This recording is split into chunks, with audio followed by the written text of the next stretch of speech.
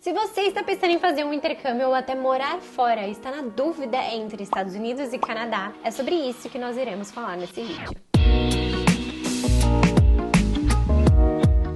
Oi, eu sou a Tarsila, bem-vindos a mais um vídeo do canal. E hoje nós vamos discutir as referências mais relevantes entre Estados Unidos e Canadá para ajudar você que está na dúvida entre os dois. Será que são muito parecidos ou será que são muito diferentes? O que você acha antes do vídeo começar? Pensa aí o que você acha e depois de ver esse vídeo, você me conta se era o que você pensava ou se é diferente do que você pensava nos comentários. Eu já fiz 7 intercâmbios nos Estados Unidos. Eu morei na Califórnia, Nova York, New Jersey, Massachusetts.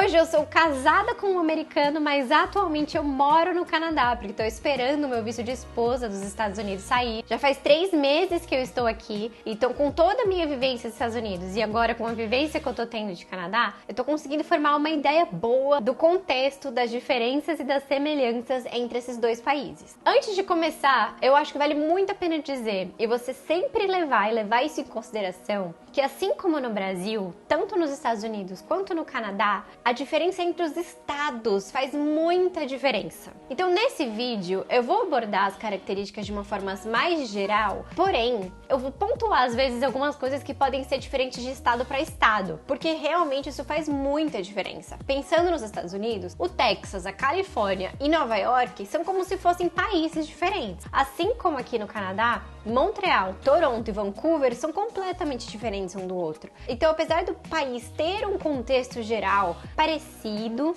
as diferenças entre estados fazem muita diferença na hora de você escolher um lugar para morar em vários quesitos, tá? Algumas coisas não vão fazer tanta diferença de estado, mas muitas vão. E como você vai escolher um estado para você morar, é muito importante que você faça essa pesquisa também pensando nessas diferenças de estado para estado. Nós vamos comparar 6 tópicos nesse vídeo que eu considero muito importantes. Vamos começar dos mais óbvios até os menos óbvios que eu não vi nenhum outro canal por aí comentando. Então fica até o final para você ter certeza que você analisou todos os pontos importantes para fazer a sua escolha entre os Estados Unidos e Canadá, beleza? O primeiro ponto é a cultura e o acolhimento. Há quem diga que foi muito bem acolhido e recebido no Canadá, e há quem diga que foi muito bem acolhido e recebido nos Estados Unidos e teve experiências negativas num país ou no outro. Quanto a isso, não existe uma resposta fixa, uma resposta concreta, ou certa ou errada. Vai depender muito da experiência de cada um. Eu mesma, nos Estados Unidos, me senti super acolhida, nunca passei por nenhuma experiência xenofóbica e eu tive muito mais contatos com americanos do que com canadenses, tá? Então isso vai fazer uma diferença aqui na minha perspectiva. Eu morei muito tempo nos Estados Unidos e eu sou casada com um americano. Então eu tenho contato com pessoas nascidas e criadas ali na gema dos Estados Unidos. Eu nunca tive experiências ruins com americanos, tirando a imigração, porque a imigração nos Estados Unidos realmente é uma...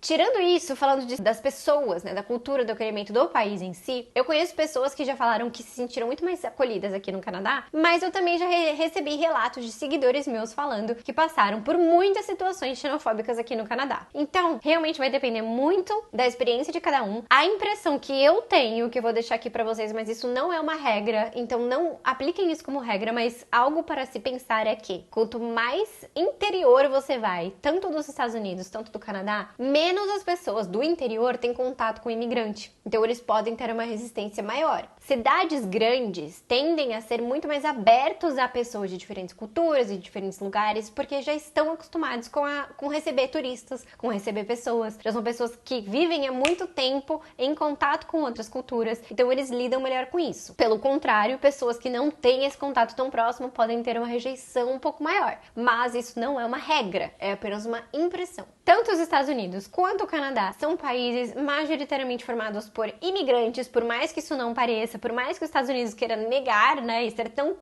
com os imigrantes.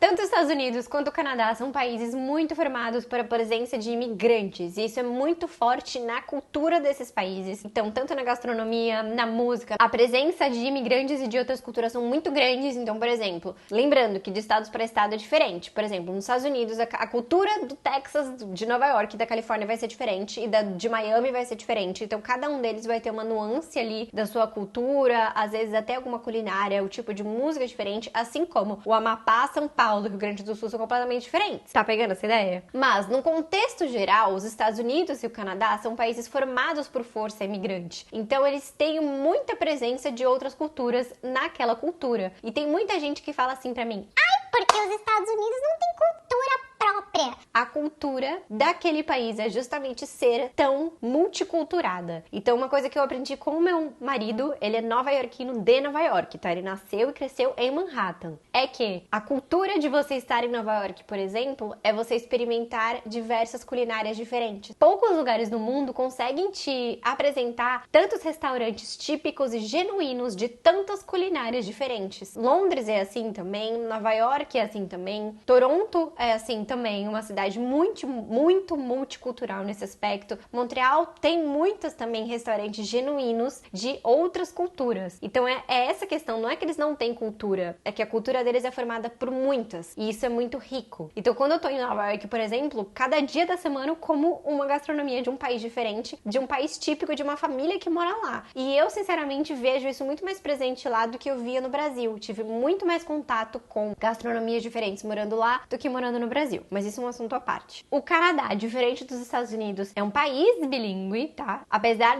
da maioria das províncias do Canadá falarem inglês, o Canadá é considerado um país bilíngue, e a capital do Canadá, que é Ottawa, para você ter um cargo público do governo do Canadá, você é obrigado a falar inglês e francês, porque o francês é uma língua tão importante para o Canadá quanto o inglês. Apesar de terem menos falantes de francês do que de inglês, eles protegem muito o francês nesse quesito. No Canadá, você pode vir estudar francês ou estudar inglês, você pode morar aqui na província francesa, em Quebec, que é onde eu moro, em Montreal, ou pode ficar apenas no inglês. E a presença do francês e da cultura francesa influencia muito no país, principalmente se você estiver dentro da província de Quebec. Tem uma influência que reverbera no país todo, mas no Quebec essa influência francesa, né, do fato de ter sido colonizado pela França e carregar essa bagagem é muito forte. E um último ponto que eu vejo algumas pessoas falando, mas como eu falei, eu não tenho muito contato com canadenses para ter certeza disso, é que parece que os canadenses são um pouquinho mais antenados quanto o mundo fora do Canadá do que os americanos são. Eu percebo que tem uma questão imperialista fechada ali dos Estados Unidos na educação deles, então eles são menos,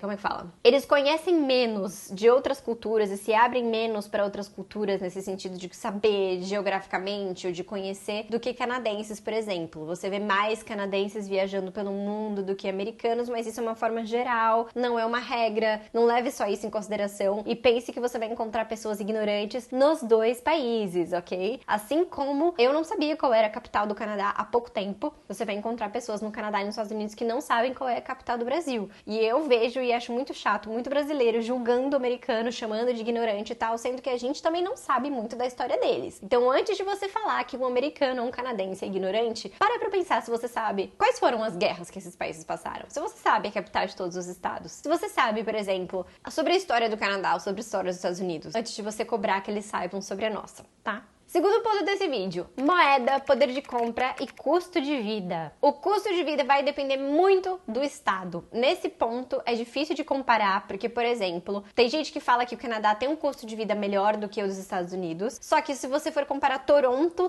tem um custo de vida muito parecido com o de Nova York, que são cidades caríssimas, com custo de vida elevadíssimo, e é difícil de morar nessas cidades, inclusive, e arranjar um lugar pra morar por causa disso. Então depende muito da cidade. Se você for pra uma cidade menos conhecida, menos turística, menos procurada, você não vai encontrar um custo de vida tão alto assim. Então vai depender muito de estado para estado, e isso também é uma questão proporcional, tá? Seria injusto comparar uma cidade do interior com a capital de São Paulo em questão de custo de vida, porque também na capital de São Paulo você tem muito mais oportunidades, roda muito mais dinheiro, muito mais negócio, muito mais trabalho. Então a gente tem que comparar sempre cidades equivalentes. Comparando as capitais, né, dos Estados Unidos e do Canadá, tem capitais com custo de vida mais baixo, mais elevado, e aí tem a ver também com as oportunidades que você vai buscar, com o que você está disposto a viver de clima, a cultura daquela cidade que você está querendo viver, e depende de em que moeda você está ganhando. Eu vou falar sobre isso. Porque o dólar americano é mais forte do que o dólar canadense. Mas isso ser bom ou ruim vai depender se você está fazendo um intercâmbio e você está ganhando naquela moeda ou não. Então, por exemplo, se você for fazer um intercâmbio que você não pode trabalhar, vale mais a pena talvez você vir para o Canadá porque ele tem uma moeda mais barata. Agora, se você está ganhando dinheiro e você for ganhar dinheiro em dólar americano, se eu fazer um trabalho que ganha dinheiro, né, um intercâmbio, ou enfim, vai trabalhar naquele país, ganhar em dólar americano, você vai estar ganhando numa moeda ainda mais forte. Só que também, o quanto você vai juntar de dinheiro vai depender do custo de vida do lugar que você vai morar. Então isso também tem a ver com o custo de vida. A moeda do dólar americano é mais cara, e isso pode ser bom ou ruim, dependendo se você tá gastando em real ou gastando em dólar. Se você tá ganhando dinheiro, é muito legal ganhar em dólar americano, que nem eu fiz intercâmbio de trabalho temporário nos Estados Unidos, eu voltava rica pro Brasil, porque eu voltava com dólar americano. Eu não voltava rica, tá? Eu tô exagerando, era um modo de dizer, porque meu dinheiro se multiplicava 5 vezes quando eu voltava pro Brasil. Sobre o poder de compra. Em termos de compras, eu sinto que os Estados Unidos é mais barato. É o país do capitalismo, né? Então tem muito mais lugares e possibilidades e opções de compras e também opções mais baratas do que eu tenho visto aqui. Vou dar um exemplo do que eu estou sentindo na pele. Eu estou querendo comprar roupas. Nos Estados Unidos eu tinha várias lojas que eu já conhecia, muitos outlets inclusive, que tinham roupas ótimas, de altíssima qualidade, por um preço baixo, por um preço muito bom. Eu não estou encontrando essas lojas aqui ainda. Eu não sei se elas não existem, não sei se eu que não estou encontrando, ou se tem menos mesmo do que os Estados Unidos, eu acho que tem menos. Outro exemplo, o meu marido quando vem me visitar, normalmente eu faço umas comprinhas na Amazon, mando entregar lá na casa dele nos Estados Unidos e ele traz pra mim. Porque quando eu entro na Amazon daqui do Canadá, apesar de ser do lado dos Estados Unidos, eu tô a algumas horas da fronteira, eu tenho muito menos opções na Amazon do Canadá do que eu tenho quando eu entro na Amazon dos Estados Unidos. E aí eu acabo encontrando mais opções e com preços melhores. Então, em termos de fazer comprinhas, os Estados Unidos, pra mim, ganha. Se é uma questão de conseguir encontrar mais opções por preços melhores, lá vai ser mais interessante. Outra questão também é que eu acho que a comida nos Estados Unidos é mais barata,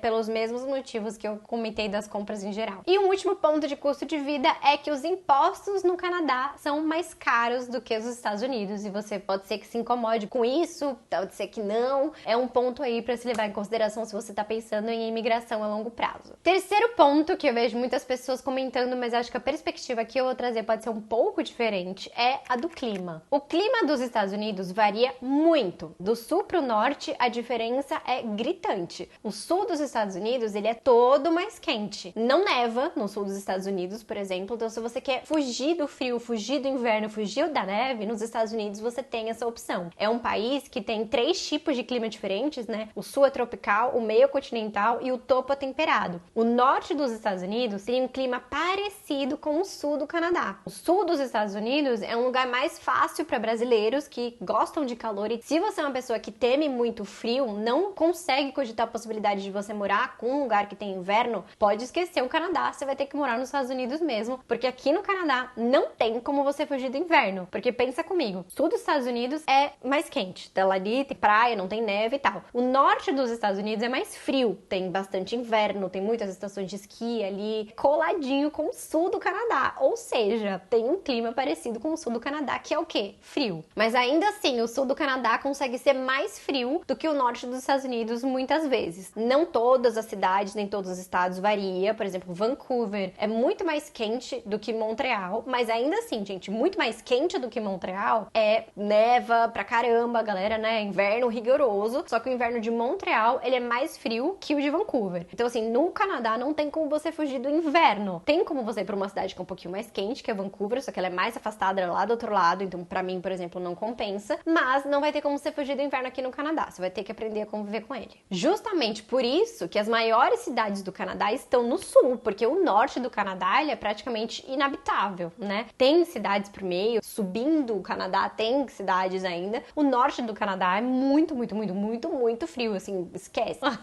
Mas por isso que as maiores cidades do Canadá estão no sul, porque é a parte mais habitável, mais amena em questão de temperatura. Enquanto nos Estados Unidos, por não ter essa questão de clima, tem muitas mais cidades grandes espalhadas ao longo do país inteiro, porque o país todo é mais habitável e tem uma temperatura mais convivível. Quarto ponto pra gente analisar são as opções de programas de intercâmbio. Aqui eu vou dividir em 2 categorias: intercâmbio de trabalho temporário e intercâmbio de estudo. Intercâmbio de trabalho temporário, os Estados Unidos têm mais opção de intercâmbio de trabalho temporários curtos, que você pode experimentar durante a faculdade, que você pode fazer por um tempo menor, por exemplo, os que eu fiz nos Estados Unidos. O Work and Travel, que é trabalhar em estação de esqui, né, que é trabalhar numa empresa americana ali durante as férias da faculdade, por isso que eu fiz isso 4 vezes. Durante a minha faculdade toda, eu passava as minhas férias nos Estados Unidos trabalhando de forma legal através através desse intercâmbio. Esse tipo de oportunidade não tem aqui no Canadá. O Camp Leader também, que é de trabalhar em acampamento nos Estados Unidos, não é uma oportunidade que tem aqui no Canadá para brasileiros. O Canadá não tem um programa de au pair, tem um programa de caregiver, que é diferente, que é não só cuidar de uma criança, mas cuidar de uma pessoa que precisa de cuidados. É um programa um pouco mais burocrático, mais caro, inclusive uma possibilidade para imigração, o que é bem legal. Então eu vou falar de possibilidades de imigração nos dois países mais pra frente no vídeo, mas os Estados Unidos têm o programa de au pair, o Canadá não. Então intercâmbios curtos no Canadá não tem muitas opções de trabalho temporário curtos quanto os Estados Unidos têm, e que eu acho isso muito legal. No Canadá, para você fazer um intercâmbio curto, seria mesmo só um intercâmbio de curso de idioma, e os cursos de idioma aqui no Canadá não permitem que a pessoa trabalhe. Então é bem diferente essas propostas de intercâmbio de menor duração entre os dois países. Entrando nos intercâmbios de estudo, nem no Canadá, nem nos Estados Unidos, em nenhum desses dois países você pode trabalhar enquanto você estuda o idioma, tá? Tem uma diferença,